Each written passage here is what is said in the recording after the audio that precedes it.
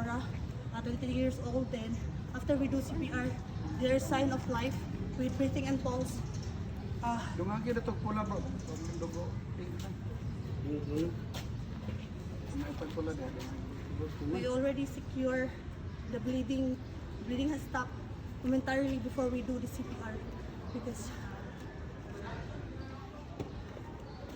that's what happened. After we do the basic life support and first aid, we immediately call the ambulance. May call mo ambulance? Di ba ka mo may call? So, anymore? Wala na. Okay, so Glenn, mo. Good morning. What we observe first is dugay tayo, no? Dugay tayo ang wala mo nagpaila. Then, dugay kayo, no, nga naratol mo, dugay kayo ang sinubuhaton.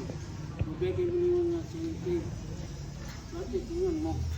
Then, at pagkabot nyo, pag-arrive nyo, isecure nyo ang mga injured, mga professional, ang kabila. But then, wala, matarong, matangtang at wapon.